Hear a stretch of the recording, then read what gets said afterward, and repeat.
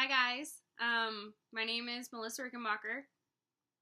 I am 21, a senior here at UNR.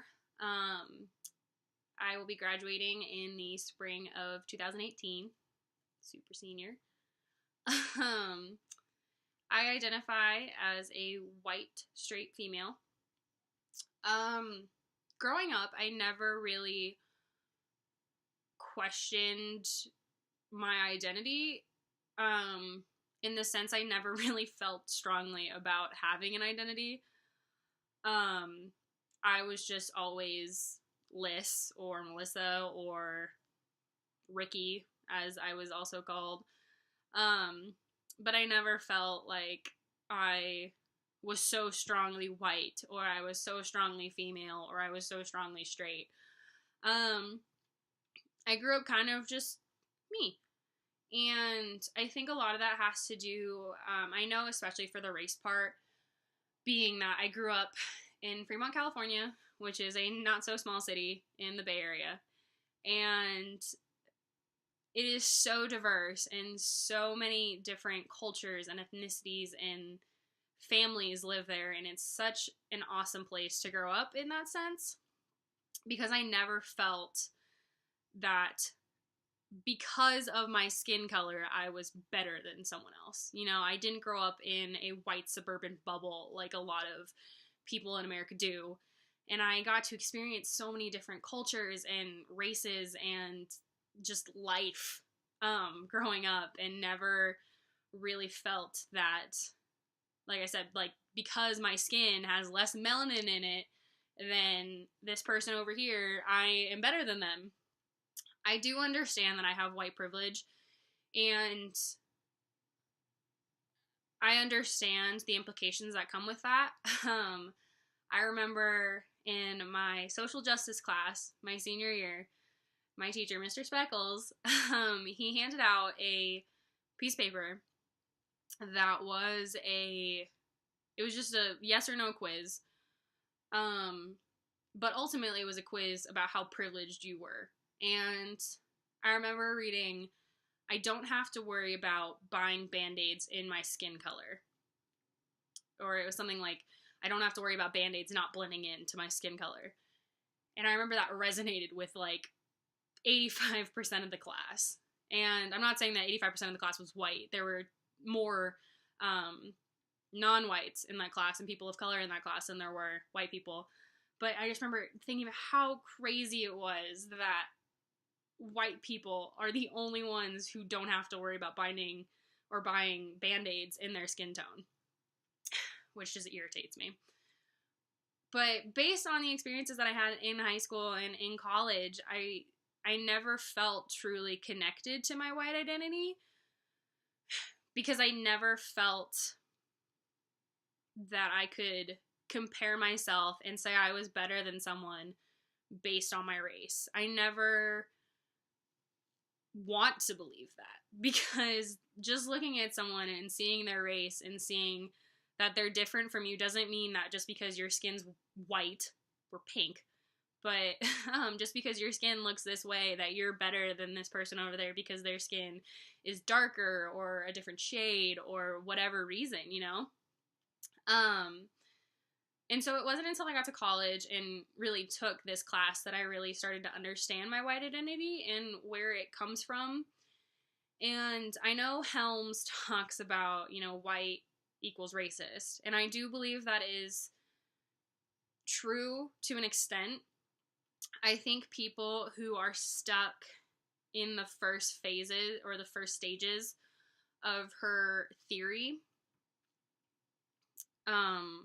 I think they do struggle with it a lot, because I think they just can't think that this other race or these other races are equal to them because of how much whitewashed history and whitewashed this world is, kind of, for that stuff. And they don't really have positive white role models who aren't racist in a lot of cases. So I think that is true, but I also think that the second phase of her theory is what rings true for me, is that you can be white and have a positive white identity and not be racist. And I think that's where I am. If I had to pick, I think I would be in the second stage of Helm's theory, just because I don't see myself as someone who looks at someone else and, sees the stereotype that they have. I see a person who could be totally different from what I'm trying to peg them as. I always grew up with the saying, don't judge a book by its cover. My mom used to drill that into me when I was a kid. And I think it's really helped me develop my white identity in a sense, where it really helped me understand that just because a person doesn't look like you doesn't mean you're any better than them or that they're any better than you. It means that they're just a different person.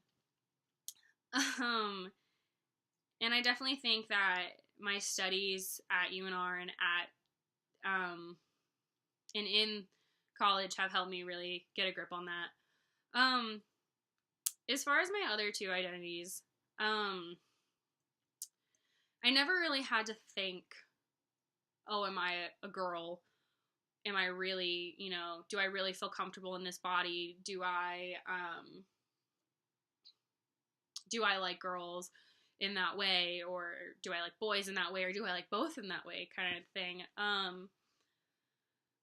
was raised by my dad, and so I've always been a tomboy. I've always liked sports. I've always worn makeup only when I had to. I hate wearing heels. I like wearing pants more than I like wearing dresses.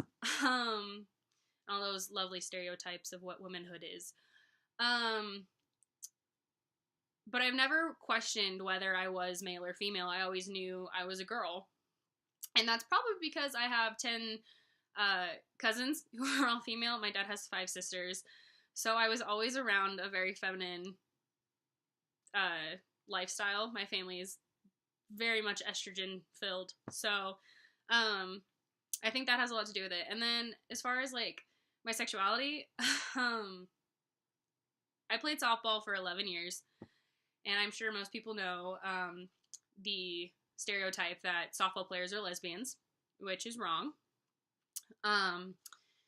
But personally, I had so many great girl friends growing up and through the sport and through school, but I never felt a romantic connection to them.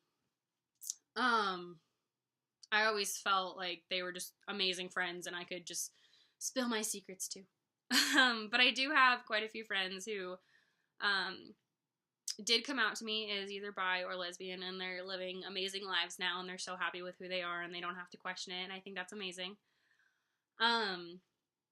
But me, I've never really wondered about that, and I definitely didn't strongly identify as a woman until I took GRI 257, and I learned about the women's movement and the different versions of it from the 60s and 70s, and it just made me feel strong and powerful about being a woman.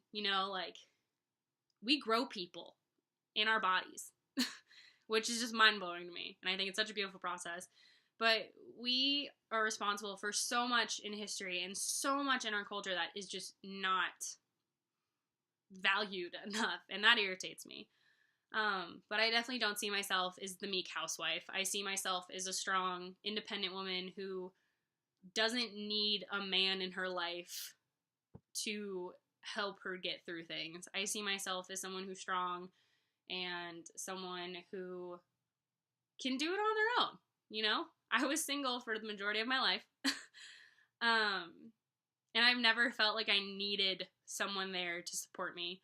So I think that's definitely been a huge part of my identity process, and I think my studies here at UNR and the classes that I've taken have just been so amazing at helping me really figure out who my identity was and really helping me nail it down, and also have helped me really understand the kind of example that I want to set for my future students, because I do want to become a teacher, and I know that we might not connect skin level and we might not see eye to eye on everything, but I really want to help my students understand who they are better and their culture and their their sexuality, their gender, whatever it may be. I want to be that person to really help them understand that, or at least guide the way. So I have to say thank you to Jody and to all my classmates for really helping me figure out who I am and where I stand in this crazy, crazy world we live